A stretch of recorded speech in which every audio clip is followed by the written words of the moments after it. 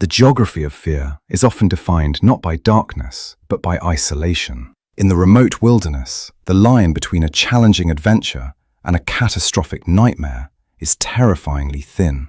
It does not require a monster to turn a hike into a horror story. It only requires a shift in the wind, a drop in temperature, and the fragility of the human mind. In August of 1993, a group of 7 hikers entered the Khamar Daban mountain range in southern Siberia. They were fit, they were prepared, and they were led by a master of the outdoors. They expected a summer trek through one of the most beautiful landscapes in Russia. Days later, only one of them would walk out. The others would not just die, they would perish in a manner so bizarre, so violent, and so inexplicable that it baffled pathologists and terrified investigators. They did not freeze quietly in their sleep. According to the sole survivor, they went mad. They tore at their own clothes, they bit at themselves, and they died screaming in the open snow. This is the story of the Khamar Daban incident. To understand the tragedy, you must first understand the terrain. The Khamar Daban is a mountain range near Lake Baikal, the deepest lake in the world. It is a place of ancient, primal beauty, characterized by deep valleys, rushing rivers, and bald, treeless peaks. In the summer, it is generally considered a safe haven for trekkers. The weather is usually mild, the paths are clear, and the views are spectacular. It is not the Himalayas. It is not K2. It is a place where university students go to earn their stripes.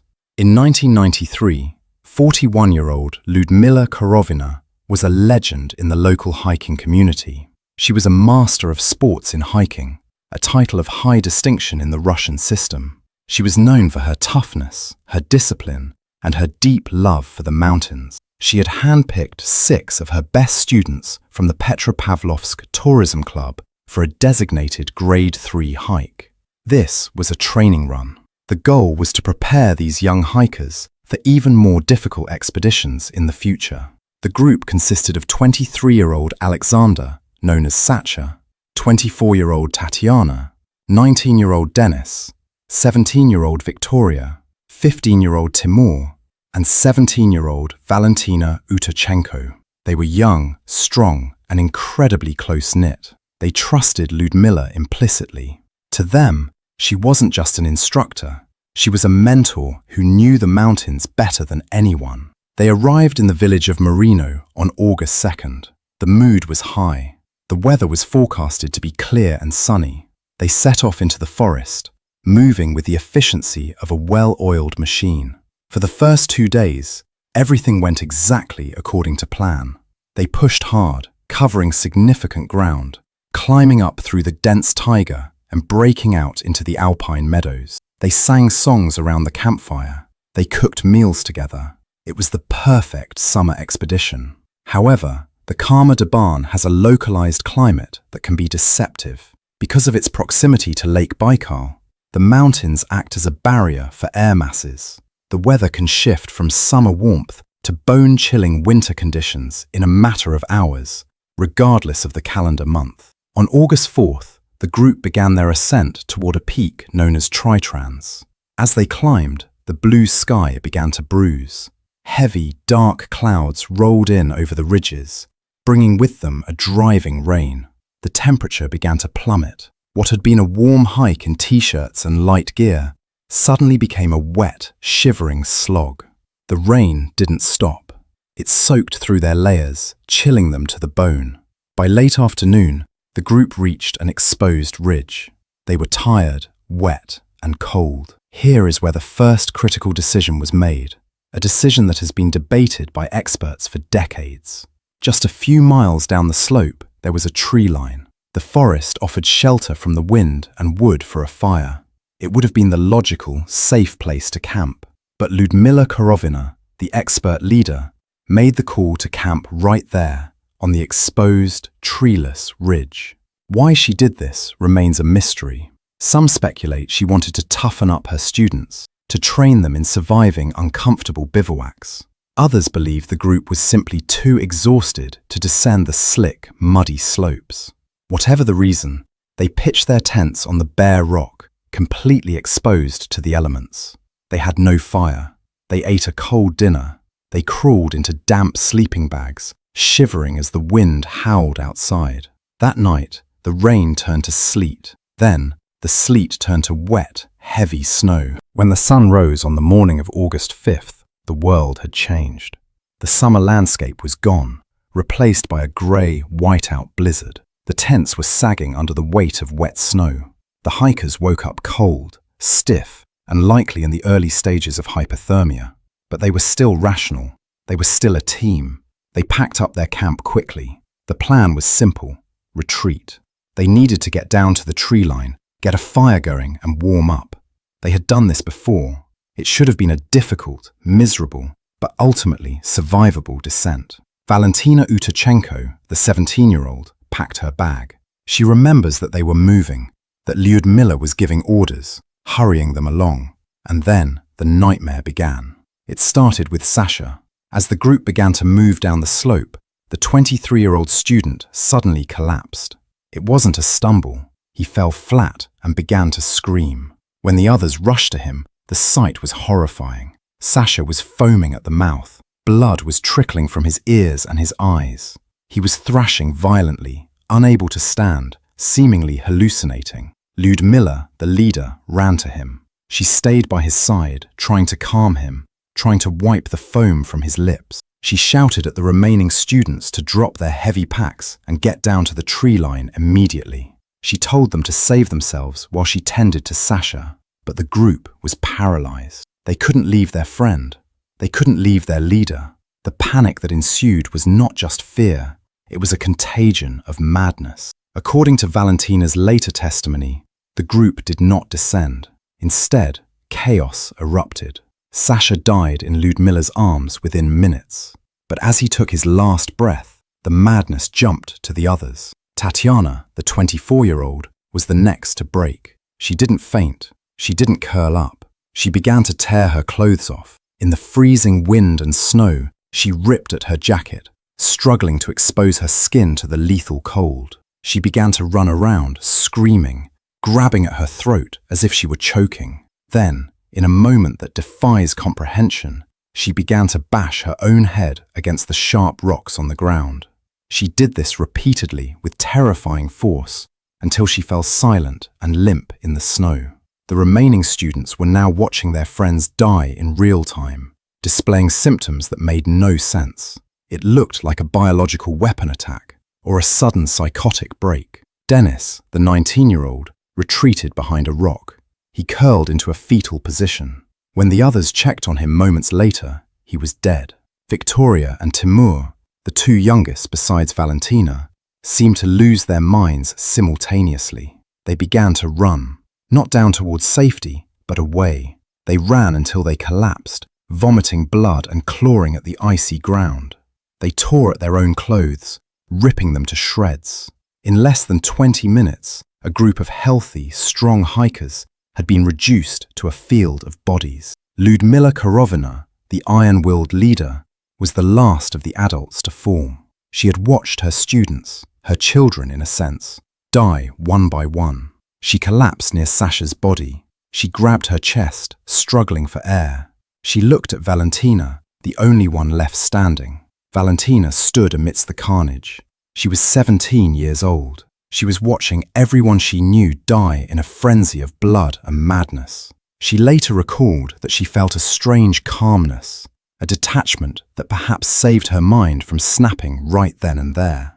Lyudmila, gasping for breath, pointed toward the valley. She didn't speak, but the message was clear. Go. Run. Valentina ran. She grabbed her sleeping bag and sprinted down the slope, away from the screaming, away from the blood, away from the people tearing themselves apart. She made it to the tree line. She didn't stop until she was deep in the forest. She set up her tent alone, her hands shaking so badly she could barely work the zippers. She crawled inside and wrapped herself in the sleeping bag, listening to the wind, waiting to die. She waited for the foam to come to her mouth. She waited for the urge to bash her head against a rock, but the madness never came for her. She survived the night. When she woke up the next morning, the storm had broken. The sky was clearing. She was alive, but she was alone in the vast Siberian wilderness, miles from civilization. And then, she made a decision that required a strength impossible to quantify. She knew she couldn't survive without supplies. The food, the stove, the maps. They were all back up on the ridge, back with the bodies. Valentina climbed back up the mountain. She retraced her steps to the site of the massacre. The scene she found was frozen in time. Her friends lay exactly where they had fallen, their bodies dusted with snow. They were partially undressed, their skin blue and waxen. Sacha, Tatiana, Denise, Victoria, Timur, and Lyudmila.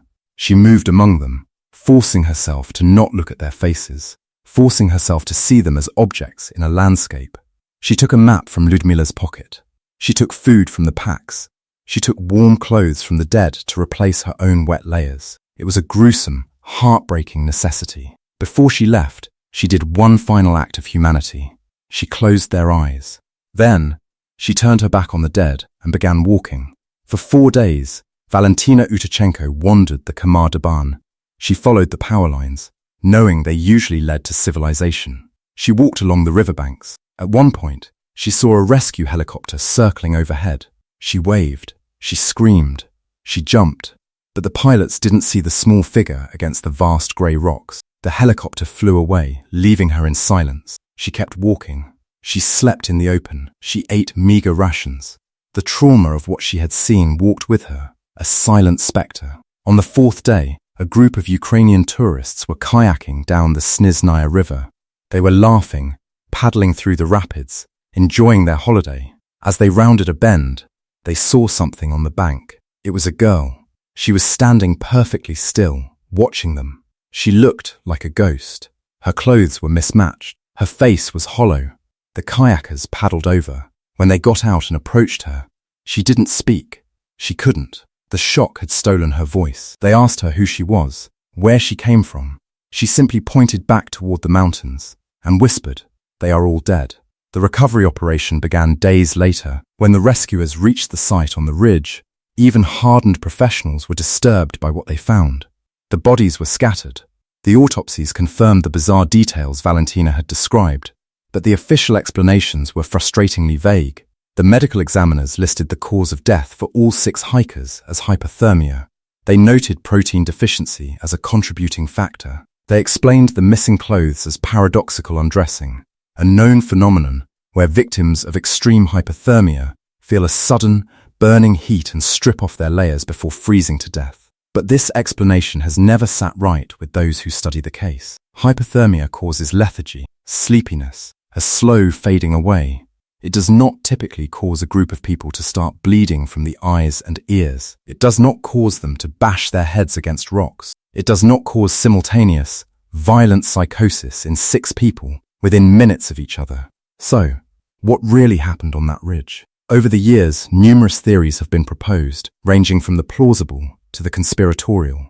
Some investigators pointed to the possibility of a nerve agent or toxic gas. The symptoms, foaming at the mouth, convulsions, respiratory distress, align with exposure to certain chemical weapons. The Soviet Union, and later Russia, had vast, secret testing grounds in Siberia. Could the wind have carried a cloud of experimental gas over the ridge? It would explain why they all fell sick at once, and why the youngest and weakest succumbed so quickly. But no trace of toxins was ever found in the tissue samples, though by the time the bodies were recovered, weeks had passed. Another theory suggests a phenomenon known as infrasound. In specific conditions, wind passing over mountain ridges can create sound waves at a frequency too low for the human ear to hear, but powerful enough to affect the human body. Infrasound has been shown to cause feelings of dread, panic, nausea, and even hallucinations. Could the rotting wind of the Khamar Daban have generated a sonic frequency that drove the hikers mad with terror? It is scientifically possible, but unprovable. Then there is the theory of the toxic mist. Some locals believe that tectonic shifts in the area can release pockets of sulfuric acid or other subterranean gases. If the group was caught in a dense cloud of such vapor, it could cause immediate lung damage, blindness, and delirium.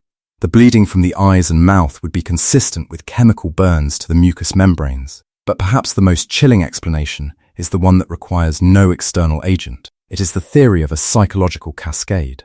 Consider the state of the group. They were exhausted. They were starving, likely suffering from low blood sugar and protein deficiency after days of hard hiking. They were freezing.